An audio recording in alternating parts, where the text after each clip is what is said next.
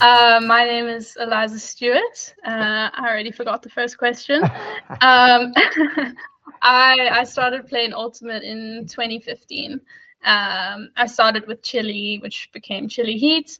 And then in 2023, I joined UCT.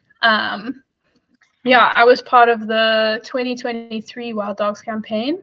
Um, I really struggled with this question. I was asking everybody what they would say, but describing my play style um, in 5 words, I tossed between a few different options, but I think I ended up with like work smartly within the system or something is like at least what I try to do.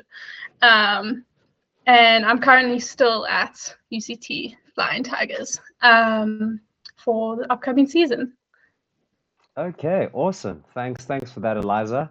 I sort of want to start where you started. You said you started playing in 2015, and that's almost 10 years ago now. Hectic. So and you're still studying, so I'm assuming you played in high school and then you got into Ultimate Frisbee. Can you tell me a little bit about your beginnings? So I think I technically played Ultimate for the first time in like 2010 on a beach in Eastern Cape, but then I forgot all about the sport. I don't even remember playing that. And then in 2015, my dad went on a work trip and ended up playing with a bunch of people. And I had been playing soccer, I'd played some water polo, but I enjoyed sports, but I'd never really fallen in love. And my dad came back and was like, "You need to try this sport." So we got in touch with the people who run Sundays, the pickup, and that's where I started playing. Yeah, just joined the community. I joined Chile like quite soon after that. I played my first tournament was actually women's season, I think, looking back now.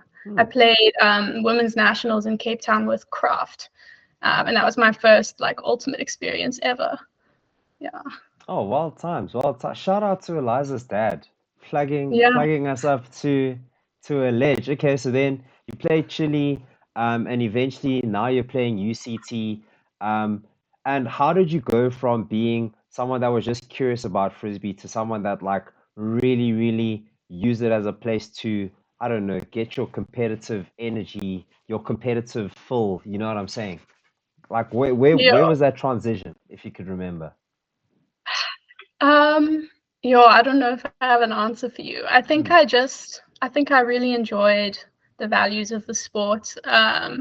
I immediately like enjoyed a lot of the people I met at Chile. So I'm not sure whether it was the competitiveness that drew me in initially, but I think also like the first time you get into frisbee, you're like, wow, like how is this thing happening here? And I never knew about it, Mm. especially as a 12-year-old. I was just very excited to be part of it. So I think that's what kept me around at the beginning. Okay, so basically, like the people that you had around you, which is, I'm finding a very common answer, like the amount that the people around you can sort of not just draw you in, but like keep you in. And you mentioned it was people at Chile that kept you Yeah, I mean, at that time, there was always a joke that they were all my parents. going. Now I can say I play Ultimate for my friends, but at the Shout out. time, they were all like my parents. Yeah, and it's great to see like Emma LaRue continuing the tradition of being.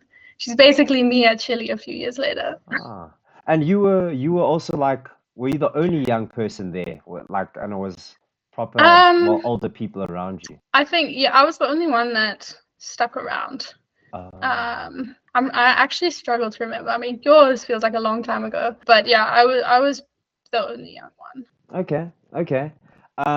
So then moving on to how you started playing in university, I'm assuming after Chile, you got into UCT and then you just sort of flowed through there. And how long, what was your journey coming into UCT? Was it sort of like you knew where you wanted to be and you got into like the first team like fast, or was there like a build up to the top, if you will? So I never really left Chile because Uh, what happened was 2020 happened, COVID. I was in matric that year. So we had just won regionals in Cape Town and we were like looking really strong going into the season, and then it all got shut down. And then so not much happened that year. And then the year after that, I actually went overseas. So I kind of took, and I didn't play while I was overseas. I took base kind of probably like a year and a half, 2 year break from Ultimate and came back. And then I applied to UCT, I got in, and I just Chile Heat I was always very jealous. I wanted to go back to them, but I thought it would be best to go to UCT, make some friends. Yeah, so that's kind of how I came in to that. I still feel sad, like seeing Chile to go all the way to second, not first, but having such a successful tournament last year. I feel jealous thinking about that, because it still feels like my team in a lot of ways, but I am happy at UCT. And I'm like excited about kind of what we're cooking there. Ah, sweet, sweet. And just to talk about like what you're cooking and maybe the differences between the two teams. Obviously, a club side operates differently to a university side, like with like high turnover. So, what do you think you brought to the UCT team, and also like what do you think you gained from that team that you wouldn't have got had you stayed at Chile? What I brought, I think it really helped to have, I think like obviously Alice is a great woman handler. I think having another kind of anchor for the other line that she couldn't be on really helped us throughout the season. And yeah, I think that brings a lot to a team. Cornet and I that season were kind of like we played a lot of Dominator together, and I think it worked pretty well to get us into the top four. And I think what I gained from it is I think just having different perspectives. Like I think there's nothing wrong with it, but like being at Chile my whole career around the same people, you like learn the same thing, you see the same like outlooks. It was quite good. I think it widened my abilities to be coached by someone completely different with completely different people, like have to learn new people's styles and things. Because I think you can fall into a pattern of like, okay, like I know this person, I know exactly what they're gonna do. But having to adapt to playing with new people was a fun experience. Hmm. Hmm. No, I could imagine that that the journey of discovering like different people and finding yourself and how you relate to different people sort of unlocks different parts of you as a player. So yeah, that probably sounds pretty exciting. Sorry. And yeah, speaking of playing with new people, I'm sure that was like a similar experience that you had with the Wild Dogs, where well, most of the people were UCT people, but there were other players from outside. And how was that on your line specifically, if you can remember? I think we gelled really well, a lot of us from the beginning. I switched lines quite a bit. I even got switched to D line at some point in the tournament, which was not my favorites. It's kind of a miracle how well we all gelled because I don't think it happens easily for most teams. Hmm. But I think it happened maybe like it was all part of Dylan's coaching process and your coaching process, and like it happened subliminally for us, but you guys had it all planned out. But it felt like we gelled really well as lines quite early on. Yeah. Well, that's pretty cool. I mean, frisbee is frisbee. Mm. And just thinking of like your play style, from an outside perspective, whenever I watched you, especially for the Wild Dogs, the role that you sort of fulfilled was the shot taker, if you will, the person that probably took the most shots. Um, and yeah, so with that comes different types of challenges. So because you take more shots, you're probably going to like concede more turnovers, but that's just because you're taking the riskier shots. And would you describe yourself as like that type of player, like a bold player, a player that like goes for goal? And if so, where does that come from? Like, is it a desire to win? Is it a um, just like I don't know, like where does that come from? I think I think I can be that way. I think Jason played that role a bit more at Wild Dogs, and I was a Mm, bit more reserved. Like you saw the stats he was gaining, like he's climbing up there. So I wouldn't necessarily say I played that role as much at Wild Dogs. Potentially at UCT with like a less experienced team, I have to take more like punt shots.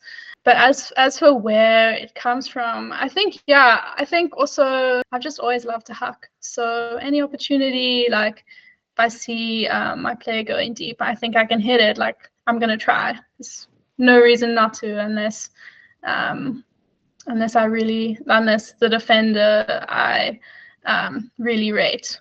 But I'm normally gonna at least try. Um, yeah. Okay. All right.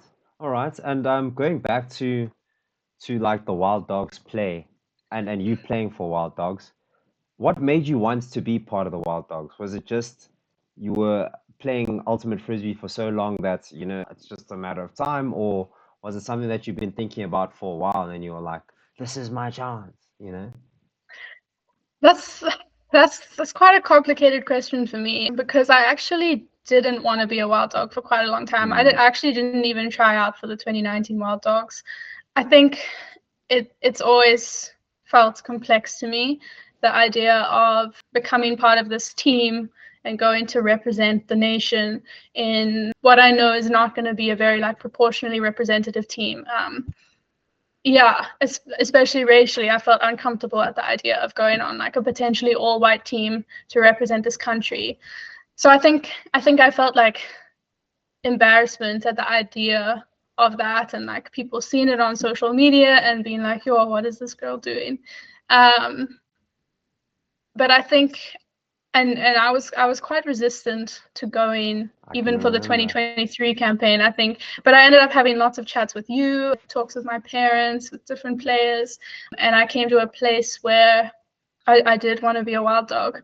And I think one, it's just jealousy. I was jealous at the idea of all these people getting to go over and have this like international ultimate experience and like experience that level, and I wouldn't be part of it.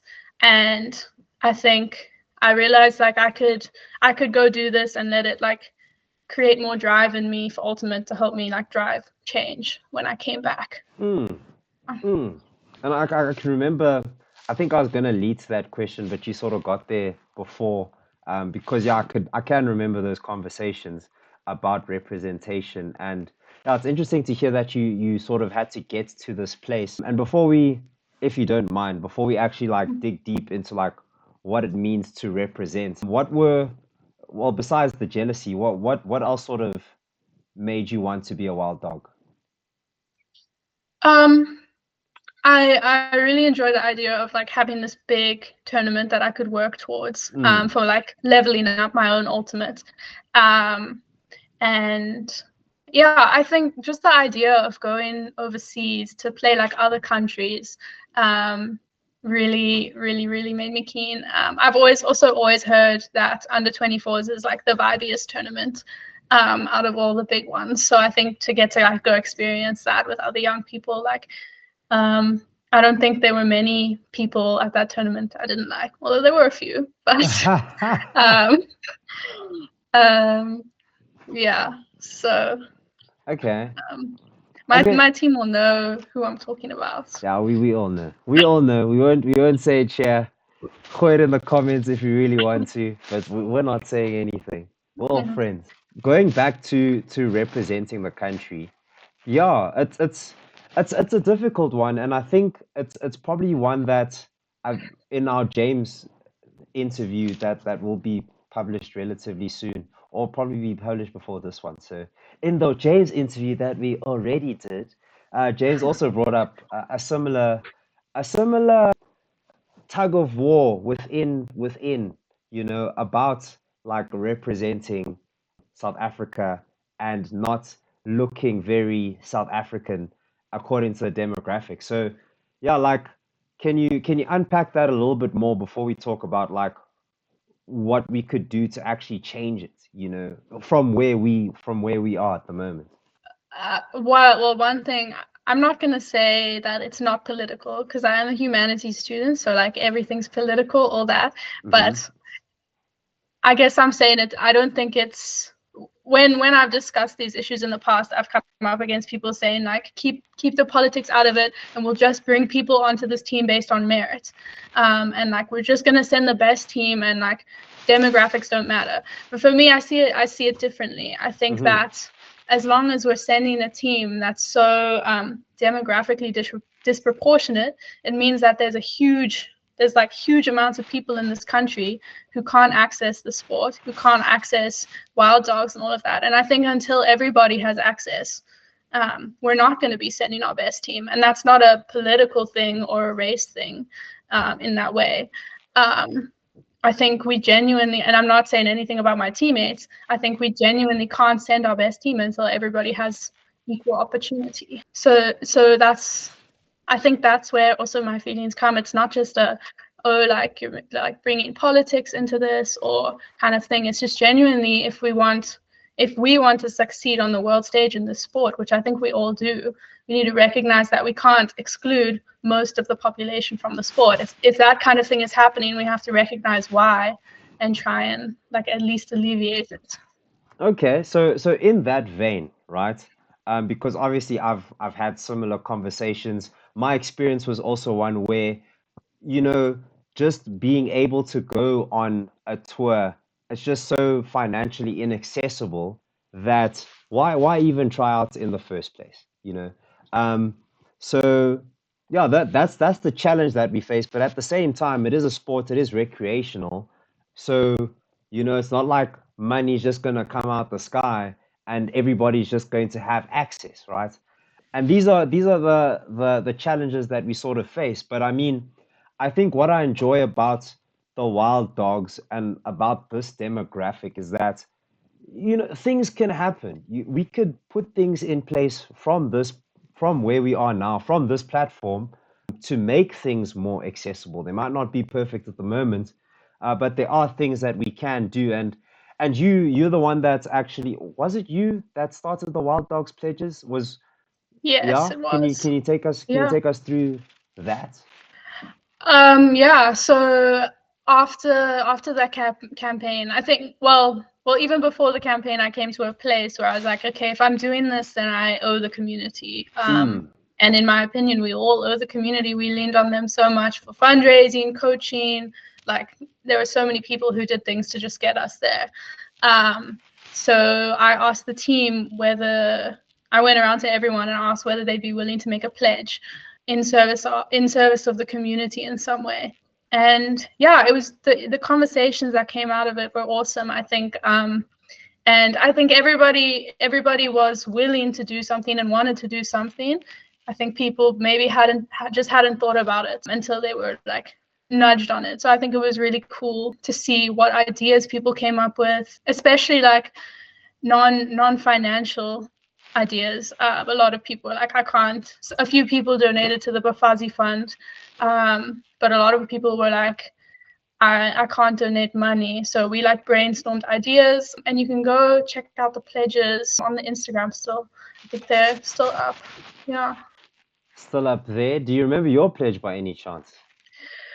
I think mine was, I don't even know how to word it, to like pathway 25,000 Rand by the end of this year into kind of transforming ultimate. So What does yeah, that I think mean? it's Like transforming, like so demographically.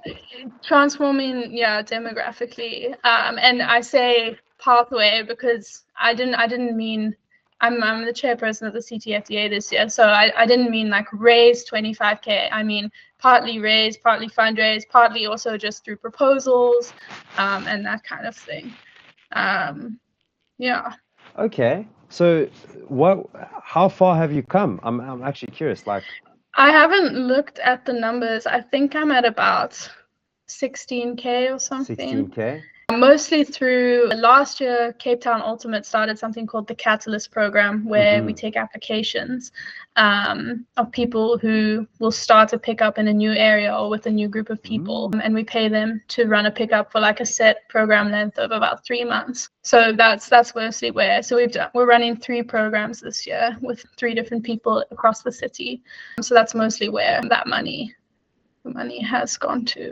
Okay, sick. Literally Yeah. growing the community through these catalyst programs by empowering individuals or facilitators, if you will, of Mm. ultimate in different spaces. Okay, I like that. I like that. It's logistically it makes sense and it shows a lot of promise for the community and growing the community. I Um, hope so. no, 100%. That's cool. And I think it speaks to like for the 2025 campaign, there are 3 pillars that we're sort of trying to push. It's access that we already spoke about, because I mean, ultimate frisbee all you need is a disc and some space. You don't need like a hockey stick or cricket bats. Anyone can play. So barriers to entry are quite low. Access is one. inclusion is another, and then excellence is the third. And inclusion is just about, you know, we are stronger together, so we must build off everyone's strengths.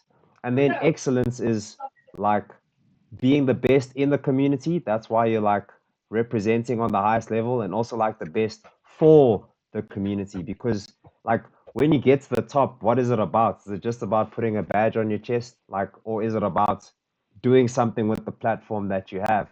And I guess, yeah, like thanks for actually doing something with your platform, from the Wild Dogs to CTFDA. I think that's a good example to have.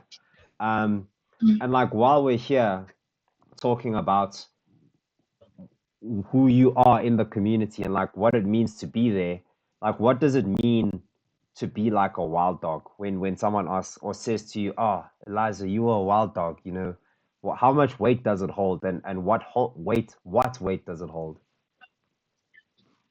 Yeah, I think it comes with feelings of pride in a lot of ways. I know where we ended up in the standings wasn't exactly ideal, but I think can feel proud of like a relatively strong performance for a South African team in the tournament. So I definitely feel pride. I think a lot of it comes back to the responsibility. For like the community puts you into this tournament, and like if someone says you're a wild dog, it means like you need to come back and put back into the community at least what they put into you, is how I feel about it. So I guess, yeah, it's still a cool feeling though, to be like, oh, you represented the country. It's still a very cool feeling. Wild times. Put into the community what they put into you. Hectic. Okay, speaking of that, like, what did you learn, like, from the campaign? Like, what were the takeaways that you're like, oh, this experience gave me this, you know, afterwards? You know what? And during. Afterwards. And during, And actually, during. yeah. I mean, if I think about during, if you know me as a player at all, you know I love my inside flick break. It's one of my, if I'm not hacking, I'm probably throwing an inside flick break. And I really struggled with it for the first few matches, first few games. I really struggled. I just like, it wasn't clicking in my head. I think also first game against Singapore, like their ladies are quite short and fast, so they're like in that space. And I think that kind of like having that be the first, maybe if the first game had been against a taller, slower team, I would have struggled less. But I really, really struggled, and it was something I had to work out because I couldn't rely on it as much. I had to take like secondary options and stuff. And at some point in the tournament, it just like clicked again, and I could do it. Like your brain has been like working on it the whole time, and then suddenly it just like slots back into place. So I don't know what I learned from that. I think it was more just an experience of like having to work around something I've always relied on here. And I can't really think of any specifics I did instead. Probably just swung more or took open side options. But yeah, that was during the tournament. Afterwards, it was almost like sad coming home, because the level you're held to there is so much higher. And to like come back to South Africa, I almost felt like devastated. I was like, when am I ever gonna get to experience this again?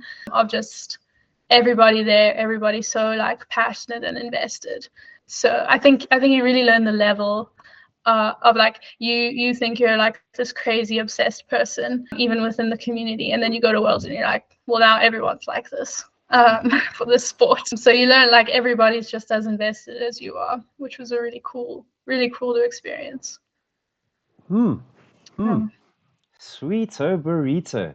So, what would you tell someone that's fresh starting into Ultimate Frisbee now, that's considering maybe trying out for Wild Dogs, or like is sitting on the fence about it, or just heard about it? What would you tell them? I would definitely tell them to just go for it. I think Ultimate, because we're such a young such a young sport here. I think the growth we saw over the campaign of some of the players was huge, and people can like easily make those huge leaps and bounds if they just like throw themselves into the sport. Especially like with your campaign starting so early, there's a lot of time for people to develop. So I would definitely say like go for it. Worst thing that happens is like you get cut and hopefully you're young enough to try again, or you go for like club worlds in a few years. I think Ultimate is a sport where you can, if you push yourself to it, you'll probably be able to end up at one of those big tournaments if it's really your dream. So just go for it. Yeah. Go for it, guys. You see, even that's how you're a champion. You have to go for it. Thanks again, Eliza. Champion and third last. Third last?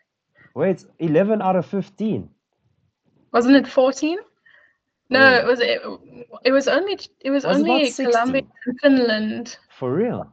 Wait. Or were we 14th? I think we were 14th out of 16. That's what I heard.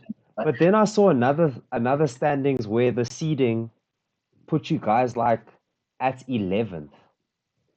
But yeah, I remember you guys playing like China for like the second last. China, yeah, second last playoff. Yeah, that game is the one that hurts the most. Or actually, I don't know, between that and Hong Kong. Those games, they hurt. Why did they hurt, Eliza? What happened? We don't talk about Switzerland. Yeah, we don't. I thought you don't talk about Finland. Oh, Switzerland. Is that a different one? Oh. Well, Switzerland was our 15-2 loss. I honestly like. There's no bad blood. It happened so fast that I don't even really remember. Like they just like us. What happened? Did they just like huck it deep and then there were no answers? Like, were you guys just underprepared? Look, I think they were athletically a lot stronger than us, and I think we were all a bit out of it. Yeah, I don't know what was in the air that day, because then later that day I think we went on to beat Germany 15-6. So like the universe was on our side or it wasn't that day. There was no in between. So I think it was later that day. I can't. The tournament's a bit of a blur. It all like clumps. Because like those 7 days are like this, right? And it's 2 games a day. Yeah. And yeah, it's hard to keep up. Actually, I'll ask. I should probably ask Dylan. But how did you guys manage? How do I put it? You sort of want to win at the right time, right? You want to win towards the end, for example, because those are the ones that most affect your seeding directly. But like, I think you guys won 40% of your games, but it just wasn't the right games. Is that what happened? I think so, yeah. I don't think it should be underestimated, the smaller squad size. I mean, most teams were pitching up with 24 aside. We were 16 or 18. So I think like that kind of toll it takes on you over like the 5, 6, 7 days shouldn't be underestimated. I think it was the best option in terms of like, because it was such a new sport, like the pool of players to draw from, we don't have the depth other countries have. So I still think it was the right option, but it's something you're like balancing up. So I think eventually like legs just caught up with us. Maybe we should have done more fitness, but yeah, I mean, like when I think about that kind of winning 40% of our games, I'm like, do we deserve to be third last? But I guess if that's where we end up, I think the tournament format was quite harsh in that it doesn't, like you could have, after those rounds of games, you could have been last in the, like USA could have just not pitched up for any of their games, seeded last and just like played like 4 games to get to the top, I think. So I think it was harsh in that way, that like everything you built on the first few days, you could still be sent like straight to the bottom. But yeah, I mean, we still had our moments, like beating, I think if you ask anybody from our campaign like what their favorite moment was, like beating Australia will at least come up, like that kind of like magic of that moment, even though in the end they placed like higher than us. I think just having that moment was amazing and made it worth it to be there in the first place. So yeah. Okay, I promise last question. What was your favorite moments of the campaign? Now that you mention it, was it the My Australian game? favorite, it was Australia in terms of the plane. I think Germany, the cameras were on. I was too scared that like we were gonna end up in like a best comeback of all time video. Like like the embarrassment. I was actually thinking about it because I saw the World Junior Ultimate Championships just now. The French women team were up like 10-4 on USA and then ended up losing on Universe. And I was like, yo, that could have been us against Germany. So I was too stressed. But Australia, like we had nothing to lose. We were down 12-14 and we had those like 3 points in a row that we got.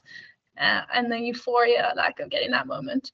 But my other favorite memory was back at our accommodation where we were staying. We invented this game called Nook Ball. Yeah. I'm sure you heard of Nook Ball. Heard of it. So we'd play like in the passageway, and there'd be like a side kind of like nook that led to two people's rooms, and it was basically like hand tennis. But if you nook someone, then you like trap the ball in that space, and they would lose. And we would play every night for like ages. And I think if South Africa sent us there for Nook Ball, like we would have brought home some medals. We would have brought it back.